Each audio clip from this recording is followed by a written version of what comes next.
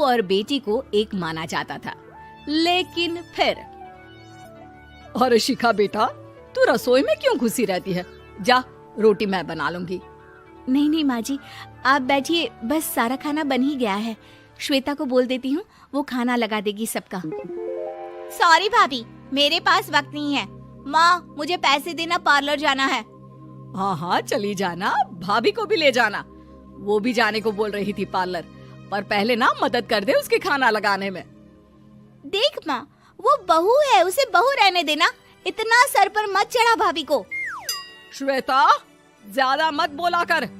बहू और बेटी में कोई फर्क नहीं होता है। जा जाकर काम कर। ननद को माँ का भाभी से इस तरह प्यार करना बिल्कुल अच्छा नहीं लगता। वो बार बार किसी न किसी तरह माँ को भाभी के खिलाफ भड़काती रहती, लेकिन कोई फायदा ना होता। एक रोज, अरे बेटे किशन, जा बहू को कहीं घुमा कर ला। सारा दिन घर में काम करती रहती है। हाँ हाँ माँ, हम लोग जा रहे हैं ना गोवा। अच्छा जी, भाभी ने तो हमें बताया भी नहीं। वैसे तो सारी पंचायत करती है, ये गोवा वाली बात क्यों छुपा गई हमसे? अरे क्योंकि उसे खुद नहीं पता था बहन। मुझे टिकट सस्ती मिल रही थी तो मैंने बुक कर दिया। हाँ शिखा, पैकिंग कर ले, संडे हम जा रहे हैं गोवा। दोपहर में शिखा पैकिंग कर रही थी कि सास आ जाती है। ये क्या बहू, साड़ियाँ? अरे गोवा जा रही है घूमने या फिर शादी में मायके हैं? माँ जी, ऐसा कुछ है ही नहीं, समझ में नहीं आ रहा क्या रखूं कपड़े में। अरे तेरी और श्वेता की साइज तो एक ही है। उसके कुछ मॉडर्न कपड़े ले ले, आकर लौटा देना। हाँ माँ जी, ये ठीक रहेगा। शिखा श्वेता के पास जाती है और उससे कपड़े मांगती है।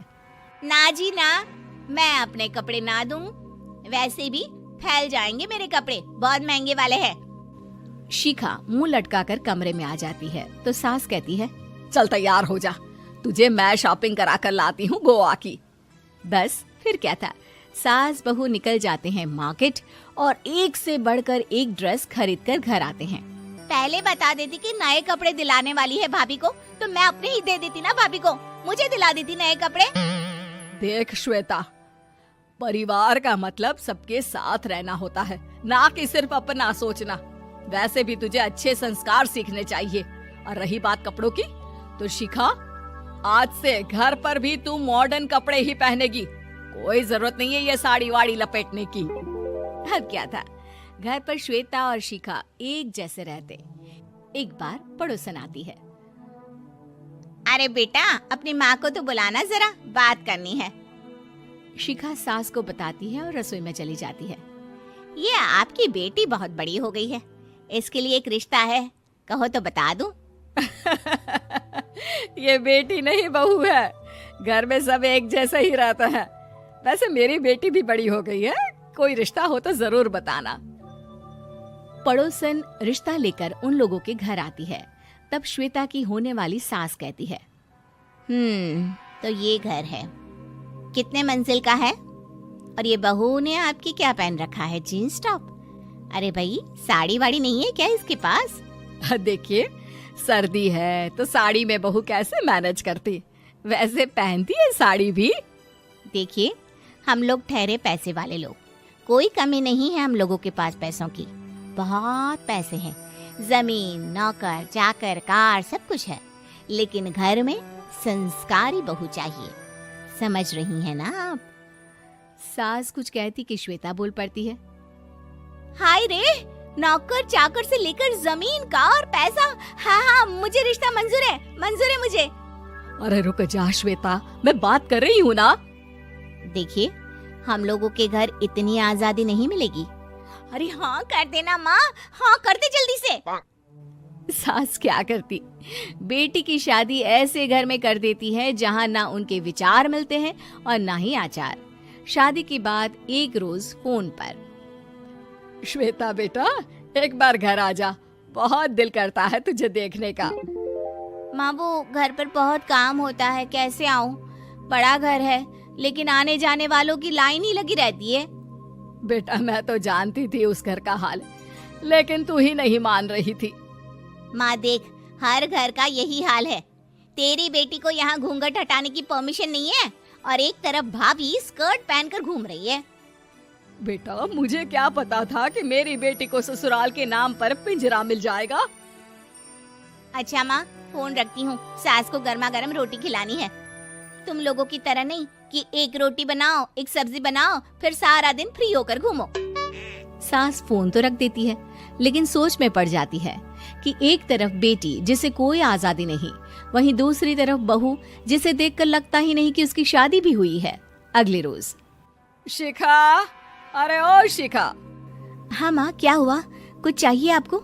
मैं जिम जा रही थी। जिम के कपड़ों में बहू को देखकर सास को घूंघट में अपनी बेटी का ख्याल आता है। देख बहू, घर में बहू की तरह रहा कर। इतने टाइट कपड़े पहनकर जिम जाना पसंद नहीं मुझे। जा जाकर रोटी बना। रोटी?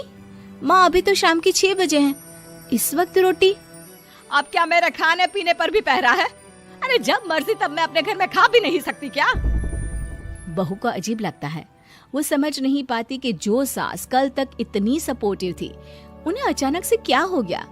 वो किचन में जाती है, गरम रोटी के साथ 2 तरह की सब्जी, रायता, सलाद सब लेकर सास के पास आती है। माँ जी, खाना। इतना सारा खाना?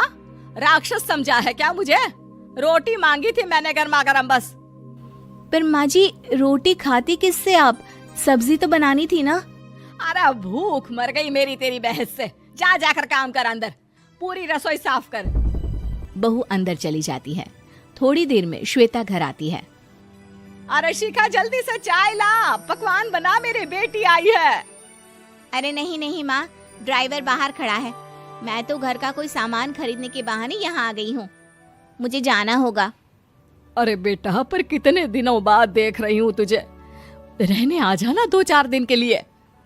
आ जाऊंगी माँ, जब मेरी सास मरेगी तब। मैं तो रोज मन्नत मानती हूँ कि मेरी सास मर जाए तो अच्छा है। अच्छा चल, जा रही हूँ माँ।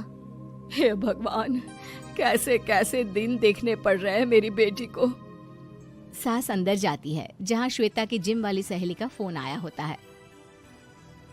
क्या बात है, आज जिम नहीं आई? अरे पता नहीं यार, आज माँ को क्या हो गया अचानक। पर खैर कोई नहीं, लगता नहीं कि मैं अब जिम आ पाऊंगी। शिखा स्पीकर पर बात कर रही थी, जिसे सास सुन रही थी। यार ये सास ना होती ही ऐसी है। मैं तो कहती हूँ बुढ़िया जल्दी मरे और तू आराम से जिए। शिखा को सहेली की बात पर गुस्सा आ जाता है। माँ के मरने की कौन सा बच्चा दुआ मांगता है मोहिनी? आगे से ऐसी बात मेरे सामने मत करना। हमारे घर की शोभा ही माँ है। क्या हुआ जो थोड़ी सख्ती दिखा रही है? उसमें भी कोई ना कोई उनकी भलाई ही होगी। मैं तो कहती हूँ भगवान मेरे जैसी सास सबको दे, जो सिर्फ माँ की तरह है। सास वाली तो कोई बात ही नहीं है उनमें। सास ये बात सुन रही थी। उनकी आंख में आंसू आ जाते हैं कि क्यों वो बेटी की किस्मत में बहू को भी भागीदार बना रही थी। शिखा, अरे ओ शिखा, क्या हो गया? जिम नहीं जाना क्या?